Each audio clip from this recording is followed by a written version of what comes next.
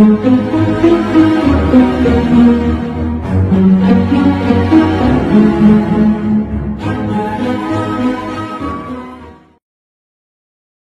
amis téléspectateurs de Amani TV et bienvenue dans cet entretien spécial consacré à la situation politique actuellement au Sénégal. Aujourd'hui, nous avons le plaisir d'inviter M. Elimane Kane, président de Legs-Africa. M. Elimane, bonjour. Bonjour. Merci de nous recevoir ici à Legs-Africa. Donc, nous allons explorer avec vous la situation politique actuellement en cours au Sénégal depuis le report de cette élection. Vous vous êtes joint à la société civile sénégalaise pour dire non au report. Exactement. Depuis qu'il y a eu l'annonce du décret, nous nous sommes mobilisés et nous avons eu une concertation rapide entre les acteurs de l'espace civique sénégalais, que ce soit les organisations citoyennes, mais aussi les mouvements citoyens, les plateformes d'acteurs, et nous nous sommes réunis pour mesurer un peu la situation et l'impact de ces actes qui ont été posés par le président de la République, et que l'Assemblée était justement en train de se réunir le lundi même pour voter la loi qui voulait reporter l'élection jusqu'au 15 décembre. Et c'est là que nous avons pris l'initiative de mettre en place donc ce cadre qu'on appelle Aar Sunu Élection, parce que tout simplement le cadre est né juste pour exiger la réhabilitation du calendrier électoral qui a été totalement chamboulé par ces deux actes que je viens d'évoquer. Alors, vous avez participé donc avec ce collectif Aar Sunu Élection pour justement rétablir le calendrier. Mais quelles sont aujourd'hui les principales préoccupations, les attentes en tout cas que vous avez avec ce collectif-là? Oui, comme je l'ai dit, l'objectif il est clair et précis et net, c'est réhabiliter le calendrier électoral. Parce que tout simplement, nous avons jugé que aussi bien le décret que la loi sont illégaux et qu'à l'état où nous en sommes, c'est dans une impasse démocratique que nous sommes installés, parce que c'est sur la base d'une illégalité que l'élection présidentielle a été tout simplement, le processus a été interrompu. Et la campagne électorale qui devait commencer justement le dimanche avant la déclaration du président a été interrompue. Les libertés des candidats à continuer à mener cette campagne pour préparer le scrutin du 25 février ont été également bafouées. Et effectivement, on a perdu beaucoup de jours jusqu'à présent. Je parle ainsi parce que pour nous, légalement, la date d'élection, c'est encore le 25 février. Et donc, dans cette situation, évidemment, il y a déjà des impacts qu'il faudra gérer. Mais on demande d'abord ça. Et là, on attend surtout que les juridictions concernées puissent nous partager avec le président de la République et les députés qui ont voté cette loi, en prononçant vraiment l'illégalité du décret, qui est un acte administratif mais abusif, qui a été pris par le président, mais également en invalidant cette loi, qui est une loi anticonstitutionnelle, parce que tout simplement, elle touche à des clauses d'éternité, à des clauses intangibles qui sont dans la Constitution, à savoir le nombre de mandats et sa durée surtout, la durée du mandat qui est de 5 ans et qui ne doit pas être changée. Alors que cette loi, si elle prolonge la présence de Macky Sall jusqu'après le 15 décembre, alors tout simplement on constate qu'effectivement Macky Sall aurait dépassé la limite de son mandat qui est fixée au 2 avril 2024. Alors vous avez parlé de la situation en le qualifiant d'impasse démocratique, mais en quoi est-ce que cette situation politique peut-être pourrait affecter également la stabilité, mais aussi l'avenir de notre pays en termes de démocratie? Mais ça a déjà affecté notre stabilité. parce que le président de la République a créé une crise dans ce pays. C'est une crise constitutionnelle, c'est une crise politique inédite, parce qu'on n'a jamais vécu ce type de situation-là dans ce pays, alors où on se retrouve dans une illégalité claire et une tentative même de confiscation de la légitimité populaire, je veux dire de la souveraineté populaire.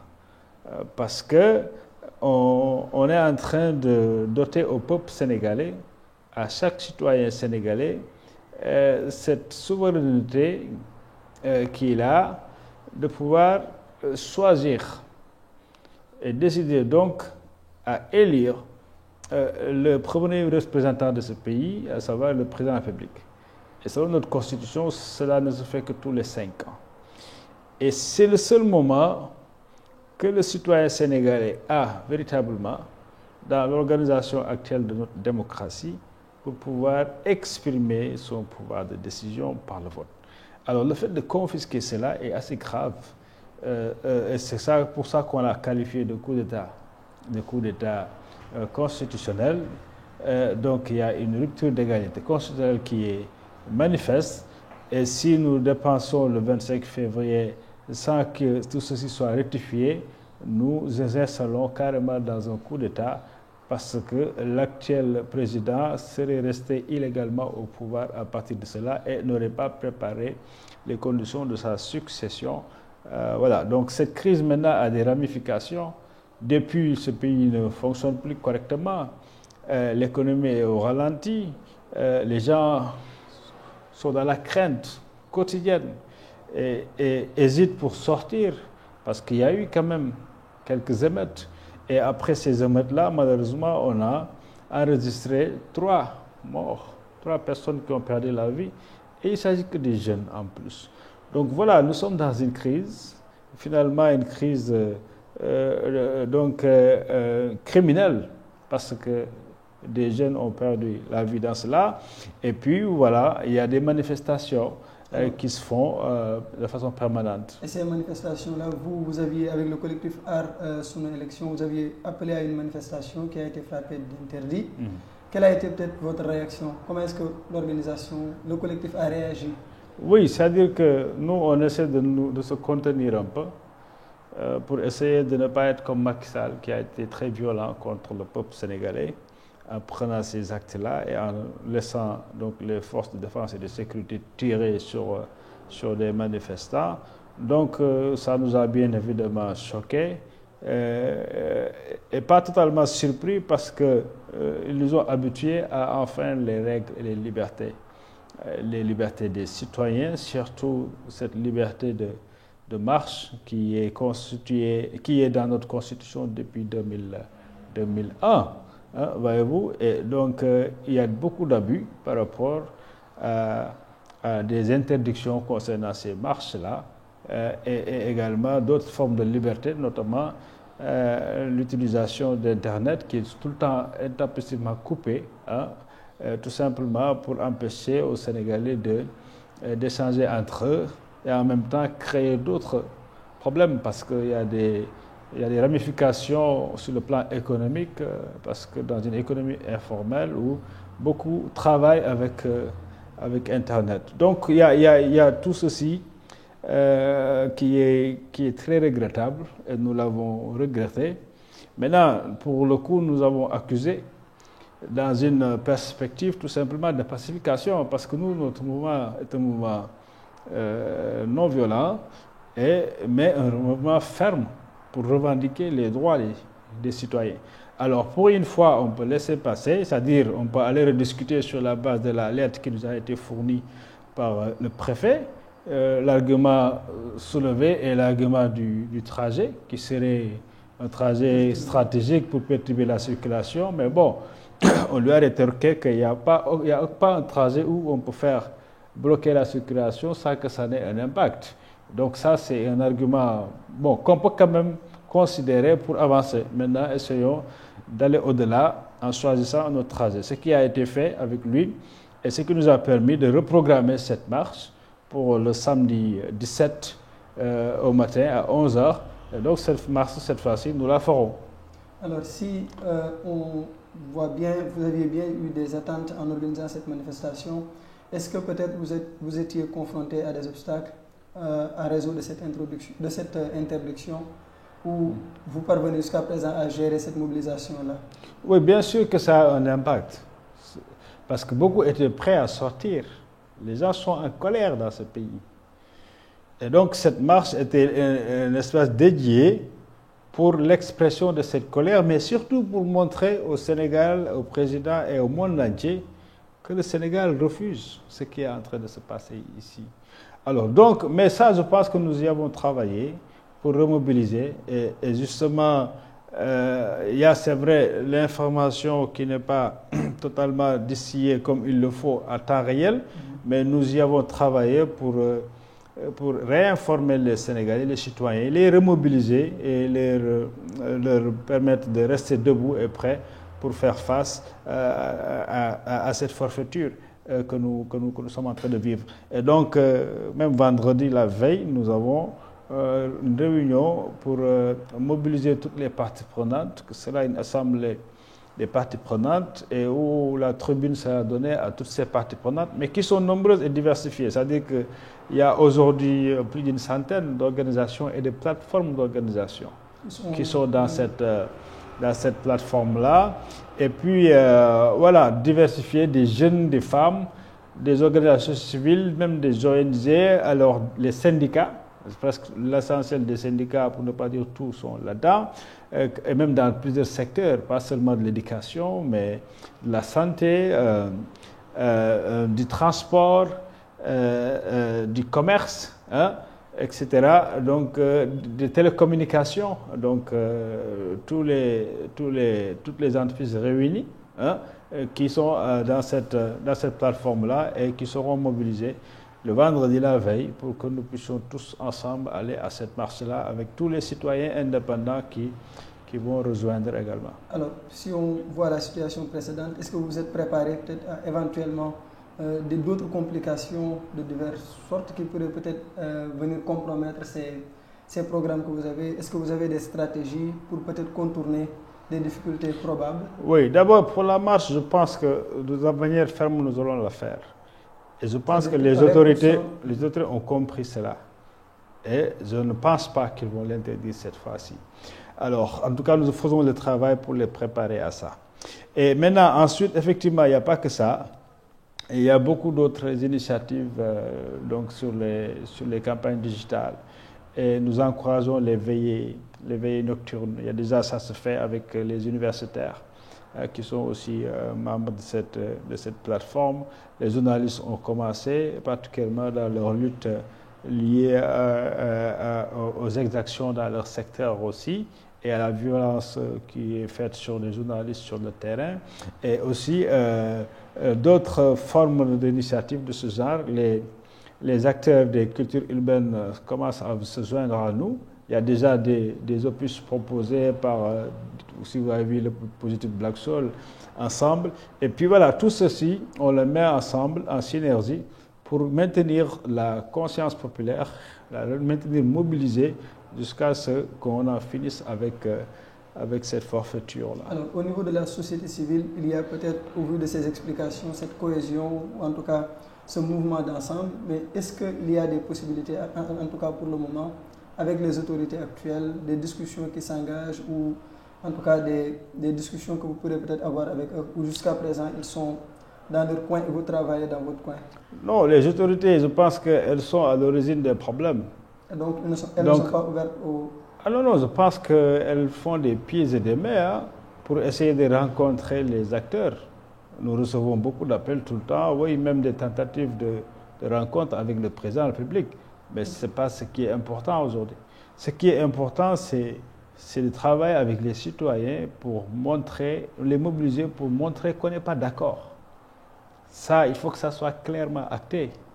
Et maintenant, il faut attendre peut-être que le Conseil constitutionnel se prononce. C'est là l'attente, ce qui permet aux gens d'attendre encore, d'être patient, c'est qu'on attend quand même que le Conseil constitutionnel rétablisse la situation.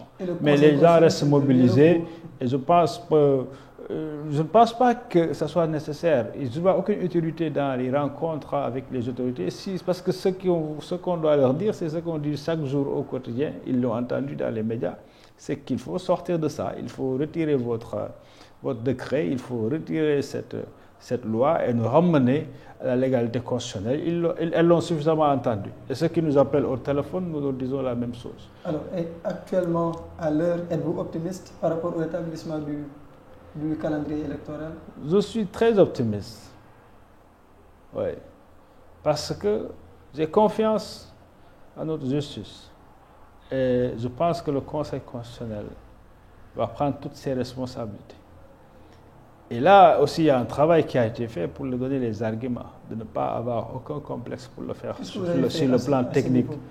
Parce que des échanges avec certains juristes nous ont permis d'amener quand même de grands spécialistes à s'intéresser à la question, mais également à produire une tribune que tout le monde a lue, de 5 grands constitutionnalistes, et qui effectivement démontrent clairement que, effectivement, sur ce cas précis, le Conseil constitutionnel ne peut pas se déclarer incompétent, avec des références qui sont des références connues et datées.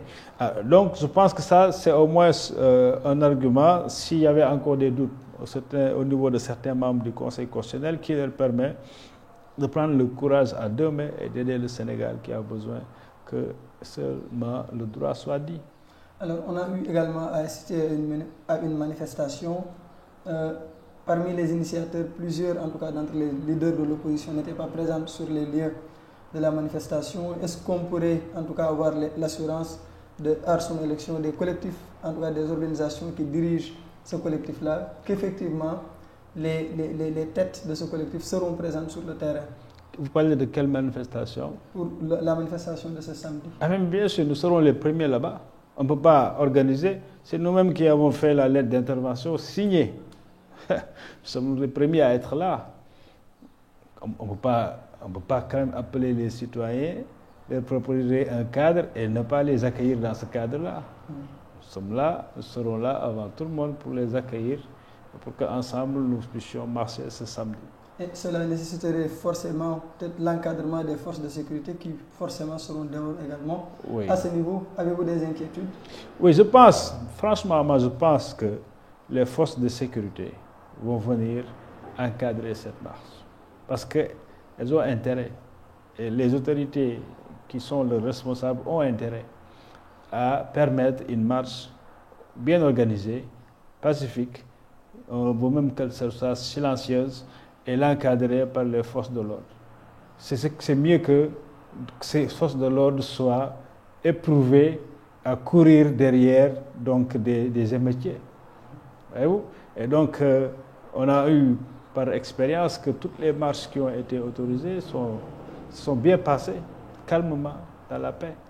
Mais les marches qui ne sont pas autorisées, ça donne lieu à des émeutes qui peuvent dégénérer et créer une situation chaotique dans ce pays, et ce que nous ne souhaitons pas. Alors, on sait également qu'une foule, elle n'est pas consciente. Est-ce que vous avez des stratégies justement pour assurer l'encadrement à votre niveau, en tout cas, avec les citoyens qui peut-être vont vous rejoindre? Oui, d'accord. D'abord, la sécurité, c'est l'affaire des forces de défense-sécurité. Donc, c'est à elles de venir encadrer cette marche. Mais à niveau interne, bien évidemment, des dispositions sont prises pour permettre à ce que ça se passe correctement. Alors, vos perspectives à l'issue de cette marche? Alors, la marche, c'est un point de notre plan d'action, effectivement. Et il y en a d'autres qui sont prévus, des grèves générales, des villes mortes, voilà, au niveau de certains secteurs de l'économie. Et ça, effectivement, les syndicats y travaillent. Et puis, d'autres formes d'action qui vont révéler la créativité des Sénégalais. Alors, M. Kane, vous avez parlé de grève générale, de villes mortes, mais on a vu que depuis l'annonce, les conseils des ministres se tiennent. Il y a également des décisions qui encouragent du président de la République, qui encouragent à ce que les secteurs marchent bien. Et vous, quelle est votre réaction par rapport à cette indifférence-là? Non, je ne pense pas. Cette indifférence, Voilà, elle est révélatrice d'ailleurs de l'état d'esprit camouflé de nos autorités. Tout le monde sait qu'elles ne sont pas tranquilles. Tu sais, Freud, qui est un maître en psychanalyse, a travaillé sur la question du lapsus. Hein? Le fait d'oublier ce qui est beaucoup plus prégnant aujourd'hui dans l'actualité du pays, d'en parler au Conseil des ministres, ça révèle autre chose.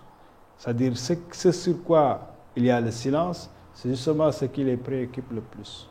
Voyez-vous? Donc, c'est exactement comme ça que nous lisons. Vous voyez, c'est des communiqués presque moins fournis qu'avant, parce que ça veut dire que les gens n'ont pas l'esprit au travail. On passe sur 1, 2, 3 points et on élude le point le plus essentiel, le plus fondamental qui préoccupe aujourd'hui les Sénégalais. Ça, c'est fait à dessein pour communiquer, mais ça révèle. Donc, c'est l'absus dont parlait Freud. Et depuis le début de cette crise, on voit également des communiqués, beaucoup de communiqués de la communauté internationale, des États-Unis surtout. Quelle est votre appréciation à ce niveau? Oui, je pense que M. Macky Sall a réussi cette prouesse.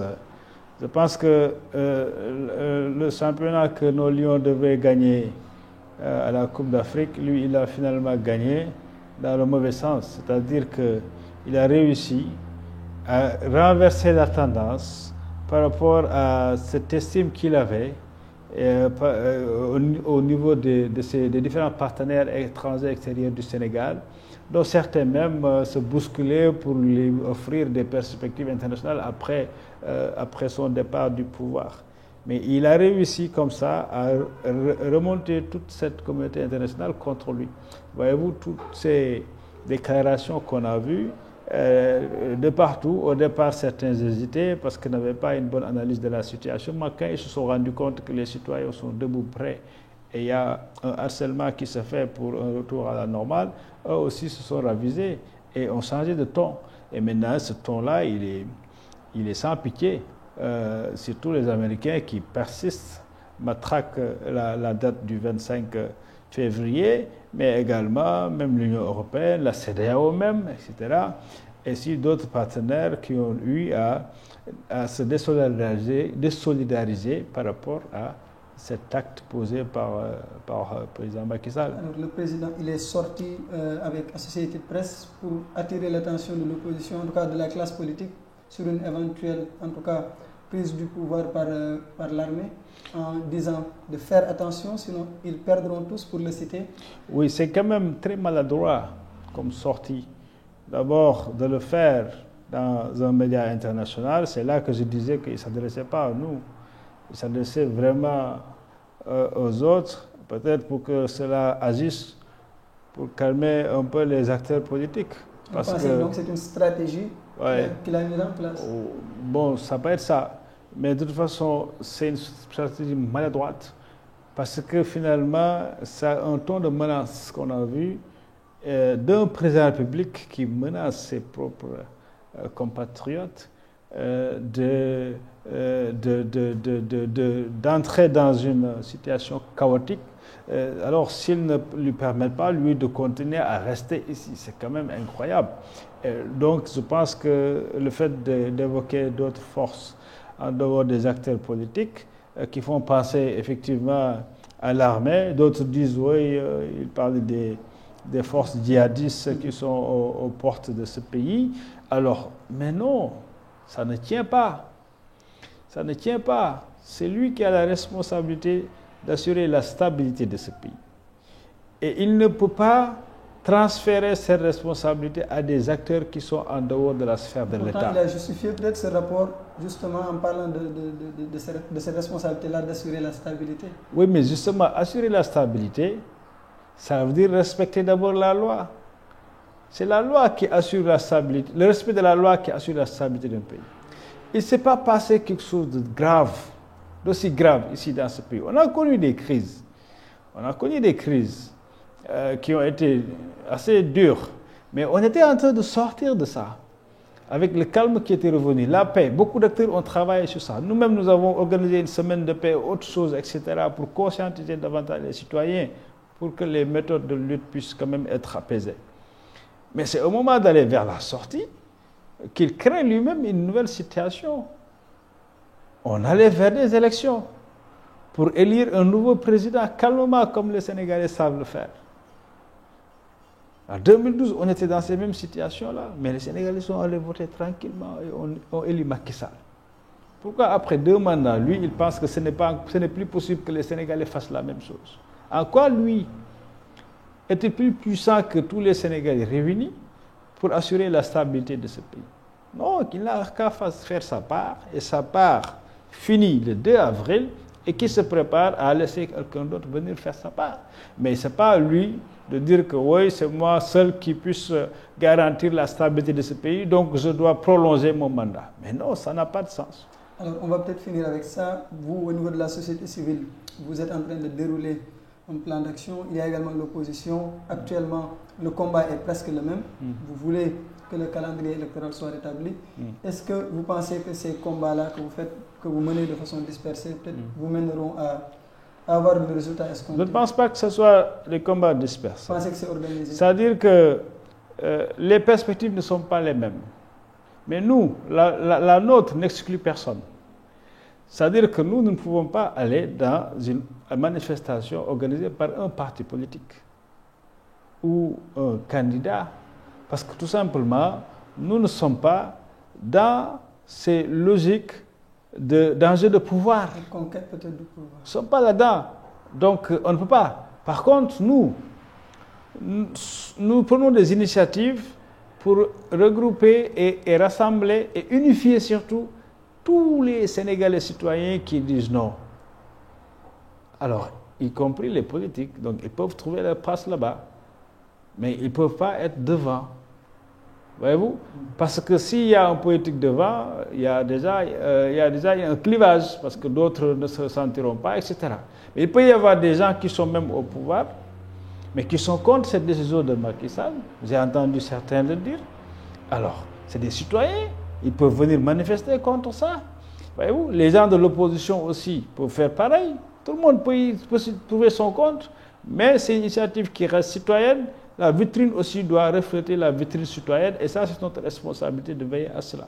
Donc, moi, je respecte toutes les autres initiatives qui sont prises, parce que nous n'avons pas le monopole de la légitimité. Nous avons juste initié quelque chose à laquelle les Sénégalais se sont identifiés, ont eu confiance et sont venus massivement, mais ça ne veut pas dire que tout devrait se faire dans ce cadre-là non plus. Alors, des lettres attribuées aux 2 anciens présidents de la République du Sénégal invitent le peuple sénégalais, vous y compris, au dialogue. Est-ce que vous avez un commentaire à faire là-dessus? Oui, je pense que malheureusement, cette lettre est aussi très maladroite et décevante. Ce n'est pas ce qu'on attendait dans ces chefs d'État du Sénégal, qui, quand même, devraient avoir plus d'auteur et surtout devraient plus penser à la stabilité et au respect de la loi dans ce pays. Donc, ils auraient dû tout simplement dire la vérité au président Macky Sall sans même avoir besoin de faire une tribune. Mais malheureusement, ce qu'ils ont fait, c'était confirmer exactement ce que Macky était en train de faire. Maintenant, dans ça, il y en a un qui est en conflit d'intérêts, parce que Abdoulaye Wade étant le père de Karim Wade, on ne voit pas comment il aurait pu faire autrement pour donner une chance à son fils de revenir dans la course et d'être candidat à la présidentielle. Pour l'autre, Abdou Diouf, on a vu qu'il a rectifié après avec une autre lettre qui était beaucoup plus précise, où il parlait du respect du calendrier républicain et également subtilement même se désolidariser avec la première lettre. Certainement, il y a eu un problème, comme on l'a lu quelque part, entre sa signature et la substance de la première lettre. Alors, M. Elimane Kane, merci beaucoup. C'est moi qui vous remercie. Merci également à vous, amis téléspectateurs de Amani TV, d'avoir suivi cet entretien. Nous avons plongé au cœur de l'actualité politique au Sénégal. Nous espérons vous revoir très bientôt sur Amani TV, la chaîne de l'Afrique. Merci.